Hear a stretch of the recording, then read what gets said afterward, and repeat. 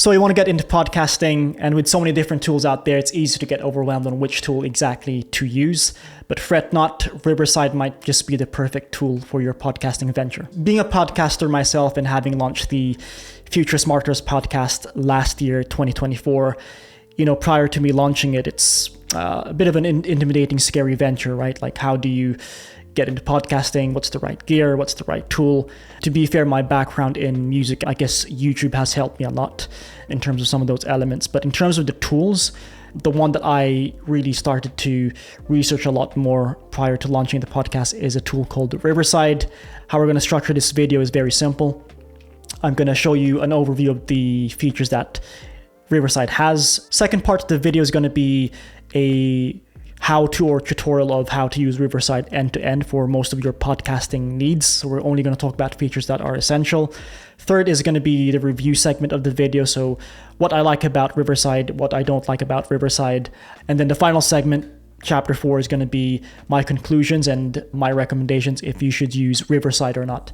Without further ado, let's begin, friend. Assuming you have a sense of what podcast you want to launch, you're going to have to think about whether you want it just to be audio-based or you want it to be video and audio-based. Now, my recommendation would be, as a marketer, definitely go video-audio hybrid. You might as well, right? If you're going to record a session anyway, you might as well have a visual element, and you can upload that to YouTube as a video as well and across your socials. But if you are going to be audio-based, Riverside's definitely an overkill. So in that sense, I wouldn't need to use Riverside because it is a paid tool. So top level overview of the main features of Riverside. So what is Riverside? Riverside is simply a remote video editing software. So you can record webinars, you can obviously record a podcast, which is essentially just an interview, assuming you have a guest, and then even live streams, and we'll talk about that later on as well. So in terms of how to use Riverside, go on their website, there will be a link below. You sign up, there's a free version as well. And it's pretty intuitive to use, right? The main thing you need to keep in mind is in terms of equipment and gear, if you have a mic, then obviously ideally have a mic because audio quality is very important in terms of content marketing, especially for a podcast, right? Generally, most people will have earphones or headphones in, and you want to make sure that your audio is very clear from that perspective. And then your camera, you can obviously use a webcam. You can also use, a standard DSLR camera or compact camera, attach it to your laptop or desktop, and Riverside will be able to connect those two pieces of equipment, so you get the highest level of audio quality and the highest level quality of your video. So feature number 1 is studios and projects. So studio is basically a main folder, and then within that folder you have projects, which is essentially a room. Within that room, you can actually record your specific podcast session. I'll show you how to do that in a couple of seconds. And then feature number 2 is your ability to edit your podcast or webinar within Riverside. So it's not only a recording software, you can actually edit the video and even the audio levels within Riverside as well. There's an editing element to it. Feature number 3 is its AI capabilities, right? So it seems like every other software has this capability now, but it's really good if you're time saving, right? If you want to create short form clips immediately, if you want the audio levels to be professionally mixed for you, although I'm not a big fan of that myself as a music producer, I'd rather do it myself. Feature number 4 is live streaming. So if you're a company or a content creator that wants to live stream your session, you can live stream it from Riverside and you can send that link to your audience. Even better is you can actually live stream and export that live across different platforms, whether that's YouTube, Twitch, Facebook, Instagram, TikTok, Twitter, and LinkedIn. So as you're shooting a live podcast, for example, you can, in theory, have the podcast live across all those platforms natively, which is great for your audience. If they don't want to go through your Riverside link, they just want to watch it natively on their phone via Facebook, they can do that. So next chapter of the video is now I'm going to talk about how to use Riverside. I'm going to talk about the main features, and we'll go through an end-to-end session. Imagine that we're actually doing a podcast live, right? Just a shout out, I do have an affiliate link below. If you go through that link, you get a free trial, as well as if you do become a paid subscriber, you support the channel and you support me as well. So definitely click that link below, and it's going to make it easier for you to follow along the tutorial if you have it open side by side. Without further ado, let's go. Okay, so once you've signed into Riverside, this is a very typical user interface you're going to see. So the first thing you'll do is, once you've set up your account, your details, and your equipment obviously plugged into your system of choice, and the UI has changed quite a bit, so it might look different to you by the time this is released, hopefully not. All you do is go to the main page, and what you want to do is create a studio, right? So again, a studio is essentially a main project folder, right? So within that folder, you'll have different sessions or different rooms where you can actually record video. So the structure of how you use this is up to you. You can have one studio and then have multiple podcast sessions within that. Or the way I like to do it is have multiple studios, which is I see as one episode of a podcast. So I'll click on New Studio. Studio name, we'll call it Test. Record only audio. We'll switch that off, obviously, because we're doing video and audio. Language English, and then let's click create. So this is your main UI, right? So you have different segments here. You have planning. So this is if you want to schedule it with your calendar. You can connect your calendar, obviously. You can natively record, which is what we're going to do in a couple of seconds. You can obviously upload files as well. So as mentioned, it's an editing software as well. So you can upload files you have elsewhere from a different platform or from your mobile phone, for example. And then you have the editing feature, which is what we just spoke about. And then AI voice. So this is if you want to convert text into speech. I'm not a big fan of this. I won't go on a tangent, but I prefer hearing human voices on a podcast than when it's too monotone. And even though it sounds like you, it's very monotone. There's no up or down, right? There's no dynamics. But that's just my opinion. Maybe you'd want to try that out. Okay, so right on. So what we're going to do is let's imagine that I have a podcast guest and we have a session next week. So the first thing I'll do is once I've created the studio, I'm going to click on plan. Let's do schedule session. Let's just choose an imaginary date next week, Monday, Greenwich time, and then I'll add whoever the guest is, add, and then you can choose if they are an audience member or if they're a producer. So a producer is if you want someone to co-host with you and they can edit, they can invite guests, they can invite other people. In this instance, we'll just keep it at guest. There's a couple of features here we'll ignore for now. So session name, let's say this is episode 1, and then whatever the title is. Create session. It's asking me to add it to Google Calendar. So you have it in your calendar as well, right?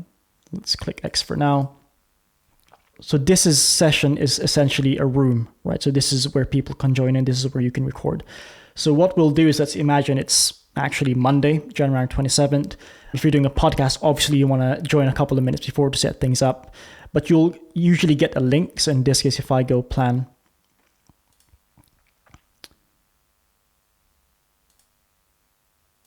invite to record. So let's just imagine it's Monday. You want to obviously join 20-30 minutes before to set everything up. You obviously log into Riverside. If you want to join the room immediately, you'll get a link with the invite anyway. So to get that link, you go on plan, invite to record, and there you're going to have this link here, right? So since you're the main admin of your account, you just have to log into Riverside and then go to your project to join the actual session. You want to definitely join a couple of minutes beforehand because you want to set things up like your mic, audio levels, etc., etc. So we'll join in episode 1. Let's just imagine it's half an hour prior to the session. We'll click join session. You can add in your name. In this case, that's me. I am using headphones, so I'll click on that. And then this is a segment where you can choose which gear you want to use for your video or for your microphone. So in this case, obviously I have a few different cameras. I'll choose my Logitech 4K webcam. And then for the microphone, I'm actually going to use my Shure SMB mic attached to a UAD-X4 audio interface. I'll leave some affiliate links below if you want to know what gear I'm using as well. Universal audio. And then in terms of like hearing back the audio, I'm also going to use universal audio because I'm using the headphones attached to the audio interface as well. So that's pretty much, we're 80% there, right? So now I'm going to join the studio. Again, let's say your guest forgets the link. You can just get this link and then send it to your guest. And then it's not an actual live session yet up until I click record. So let's talk about this user interface very, very top level. The first thing I would do is click on settings. And this is very important if you have the 4K version, if you have the pricing tier that is 4K. So audio and video, you want to change the resolution to 4K, right? So in my instance, because my webcam is 4K, you've seen massive difference in quality. Now, if you have a 1080 or 720 webcam, use what you've got. Don't delay, right? English, and then I'll click on all settings because you want to see every possible settings. We'll talk about some of those. So audio and video tab, we've talked about that. Output volume, you can see if you can hit around 70%, that would be ideal. right? You definitely don't want to be too quiet and you don't want to be too loud either. Echo cancellation, definitely have that on. Mirror video. This basically means that you want the audience to see how you would look like if they were in front of you, right? So if I switch this on, it's going to put me in this opposite way, which is weird because you want, like for me, for example, I have obviously the branding on there. I want to see the audience read through how it's meant to be read through, left to right. Anyway, let's go about general settings. Again, this specific session, you can name it. Just name it test. You can add your title as well. You can ignore some of these. Design, so this is if you're really into your branding. This is a pricing tier up, which is kind of annoying, but let's say you want to add in your logo, you can do that. But technically, I have the Futurist Marketer logo and branding twice in this video specifically, right? There's no need for that. And then design, we won't go over that, but this is if you want to change the font, you want to change the color of your guest title, you can do that there. And then in terms of the recording, most of these are self-explanatory anyway, but video and audio, noise reduction, I wouldn't switch this on because I have a really good mic, but let's say you're in a very loud place and there's a lot of background noise, like a fan noise, for example, I would toggle this on. And then audio sample rate, I am a music producer, so I can geek out on this, but most people will generally not know the audible difference and the quality difference between a 41 kilohertz audio file compared to a 48 kilohertz. So for now, just keep it 44.1, but for me, I'd always keep this as high as possible, 48 kilohertz. You're going to get more signals, just more quality to it. You'll get a bit more nuance with the sound. And then we talked about, this is already in 4K, so make sure if you have a 4K webcam, have that on. So frame rate for 4K, it's standard 24 FPS, frames per second, so we'll keep it there. And then some of this is pretty self-explanatory. Before you record a session, you can have a countdown. So there's a 5-second countdown. I tend to switch this off. Like if I press record, I want it to record immediately. I can edit out the lag time at the beginning anyway, right?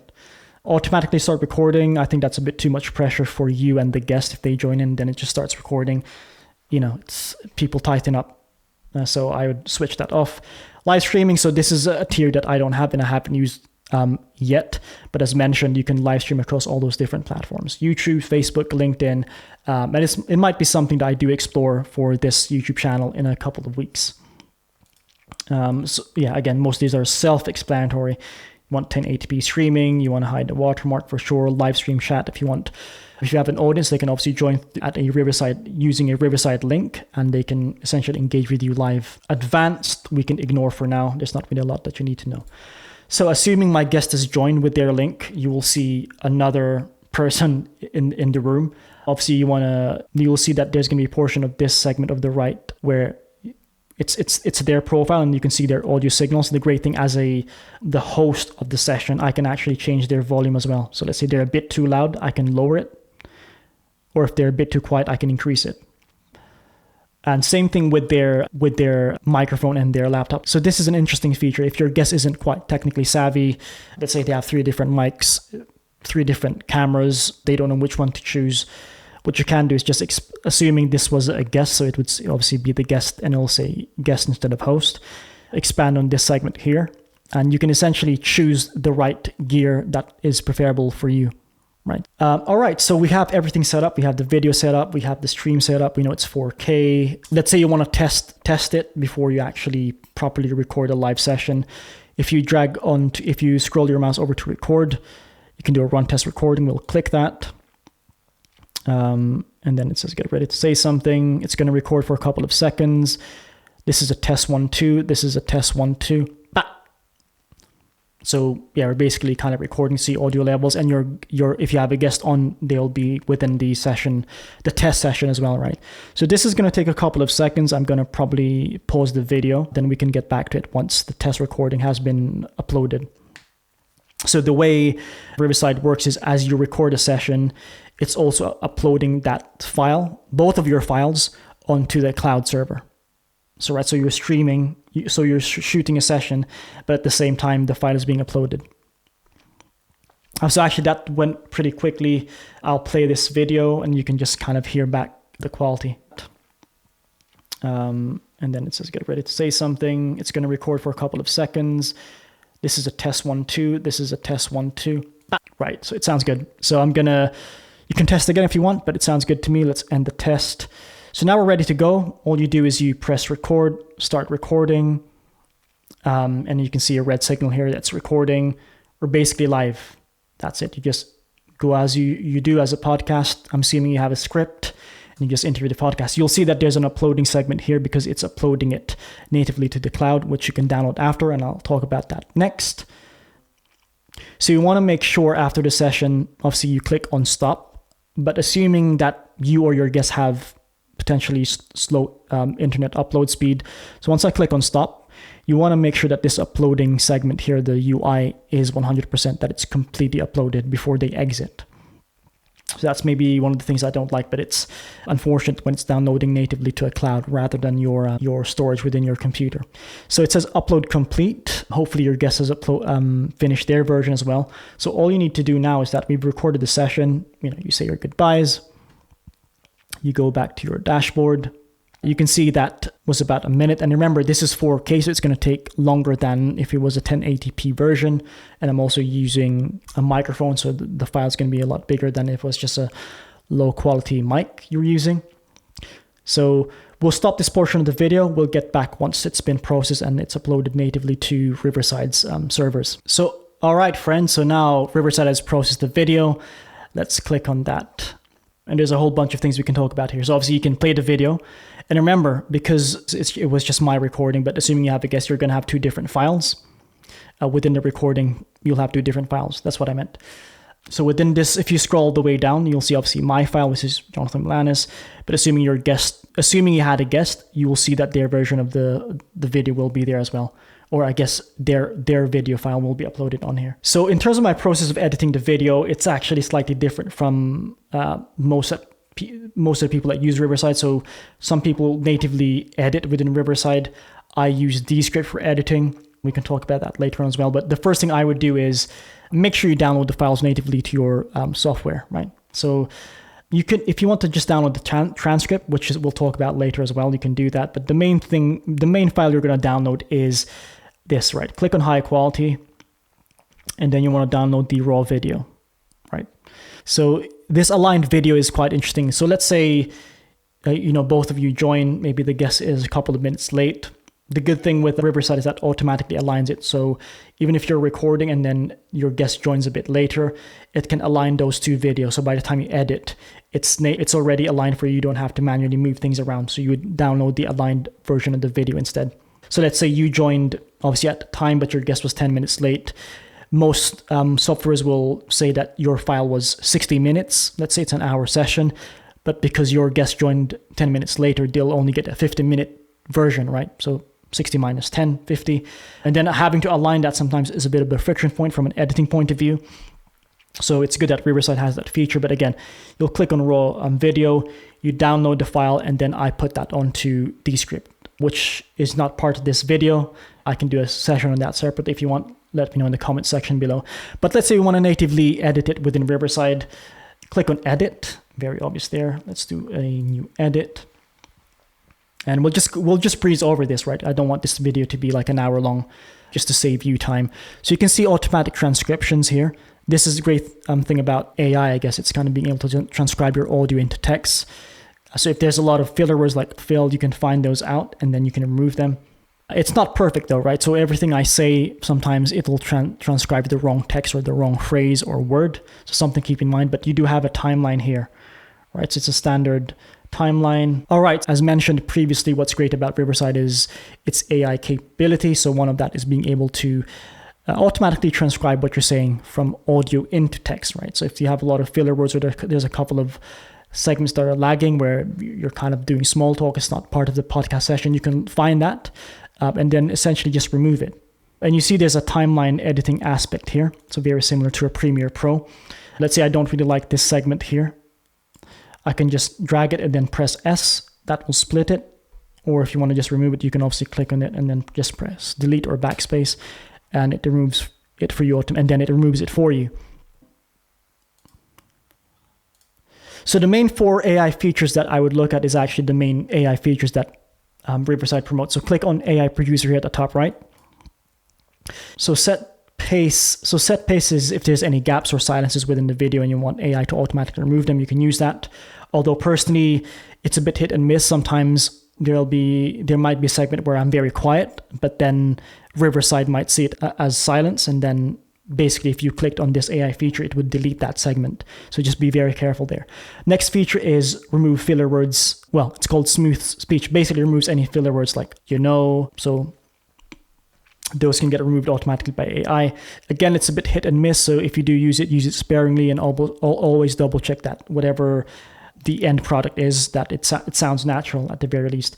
Magic mute, I actually don't know what that does, but I'm thinking it's very, very similar to what set pace is. It just removes gaps or silences, or something is very, very loud. Magic audio, this is basically if your mic quality isn't that good, you don't know how to mix audio, you can use this to make it sound a bit more compressed, a bit more to the front, and then it reduces some unwanted background noise. Now, generally speaking, it doesn't sound too good, and especially from my music producer / background days, I prefer just to mix it myself, right? And I'm using a pretty decent microphone here, Shure SM7B, so it sounds good. And then interesting fact, if you do buy this microphone, this is the same exact microphone model that Michael Jackson used for his biggest selling album, Thriller. So I just thought to throw that out there. So this is a very top level tutorial of Riverside. There's a lot more features on there. We can talk about that in a separate video. But those are the main ones you'd probably think of, right? Deleting things, removing fillers, removing gaps, editing your audio. The main ones you can think of, and most of these are pretty self-explanatory as well, right? If you want to add text, you can do that here. If you want to add captions, you can click on captions, and it's automatically going to do that for you. If I click on that, you can see press play. Obviously, you click on stop. So you want to change the font, depending on the style you want, you can move it around. So it's pretty basic from that perspective. So have a play. It's pretty simple to use. Once I'm happy with the file, all I do is obviously export. In this case, remember, this was a 4K video, so I'll probably choose 4K. Remove the watermark, obviously. Normalize audio levels, if you're wondering what that is. Normalize audio levels is, let's say you have a certain level of audio that's coming from your mic, but then the guest ones is the audio volume of your guest is a bit lower. So normalize basically compresses every audio file and make sure that it's as loud as it can be and it's as consistent as it can be from an audible point of view, right? Again, I'm not a big fan of this because I'm a music producer, but 9 times out of 10 you'd probably have this on. If 9 times out of 10, depending on whether you're happy with the volumes or not, you'd probably leave this off. But if you want it to be as loud as possible and as consistent as possible, you'll have this on. But just make sure that it doesn't sound too compressed or too distorted, right? You want to double check. If it's just an audio-based podcast, which doesn't really make sense because we obviously recorded a video, you would click on audio instead and maybe export a audio version. Maybe it's a specific segment of the timeline. But let's keep it video. I just click on export. It'll probably ask me for a file name. It's asking me where do you want it to export it to, so you can't export it directly to your computer or laptop. You have to export it within Riverside and then download it from there, which is kind of annoying, but it's fine. So click and go to exports. And you can see that file there on the screen.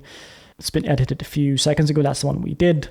So the other feature, which is for those of you wanting to build your audience through short form, it's called Magic Clips, which essentially it's, if it was a 5-minute video or podcast, it can automatically get short form clips for you. It's obviously unavailable here because the file's only 30 seconds, so it's kind of a short in itself from a length point of view, but it's good to have that feature. So that's a very top level overview of Riverside from a features point of view and recording a podcast session end to end. So now this portion of the video is my review of it. So these are 4 things that I like about Riverside.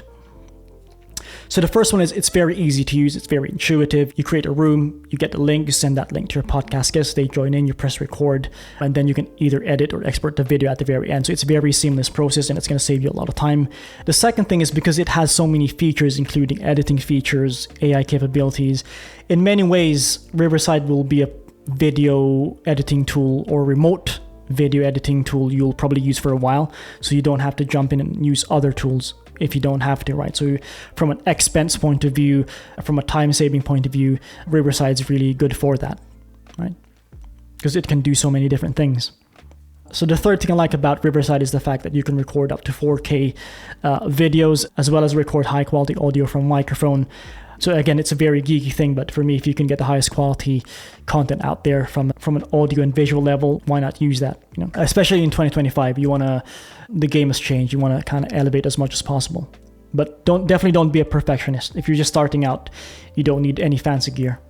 What you need to do is start recording content and publishing. So fourth thing I like about Riverside is once you record a session, it's automatically going to upload the video file to their server.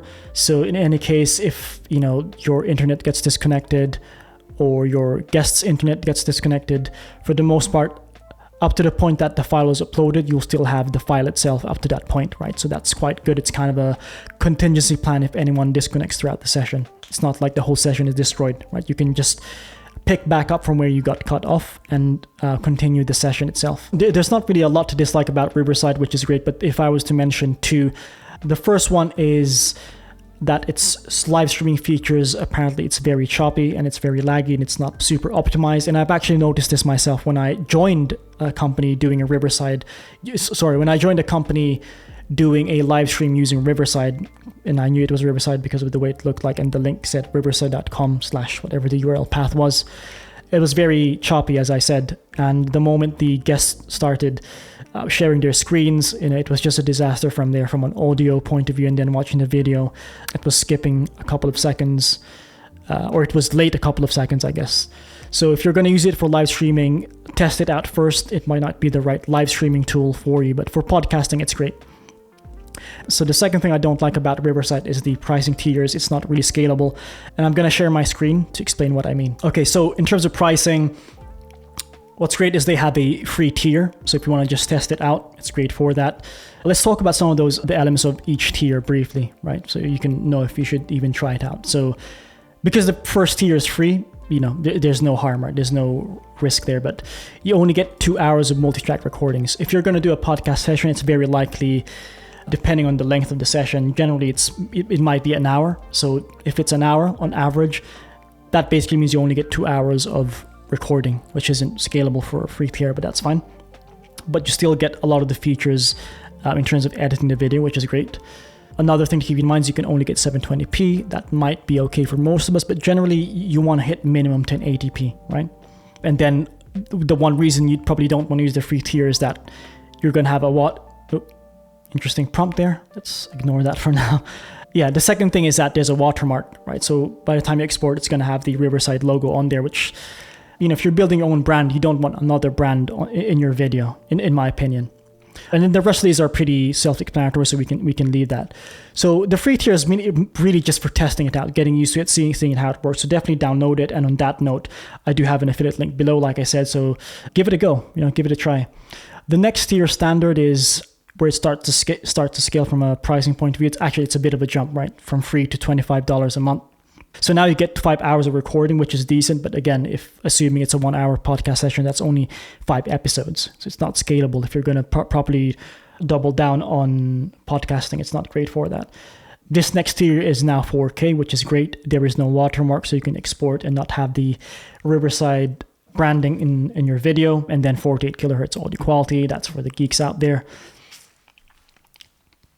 And then there's this add-on feature here, which is an extra $10 on top, which is if you want to live stream but not have the Riverside watermark.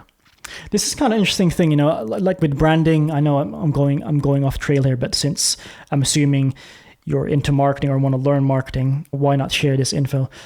Whenever you create content, you're a brand automatically, right? There's a personality that you're giving out, and there's a belief system that you're sharing.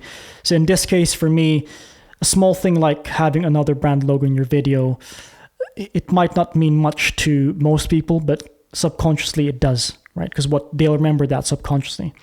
So for me, there's a reason why I'm wearing this hat and this shirt, right? I want you to know what the Futurist Marketers brand is, what the logo is, so on and so forth. Anyway, more of a tangent. So next pricing tier is the Pro plan. So what's interesting is it's a better plan, but it's actually cheaper.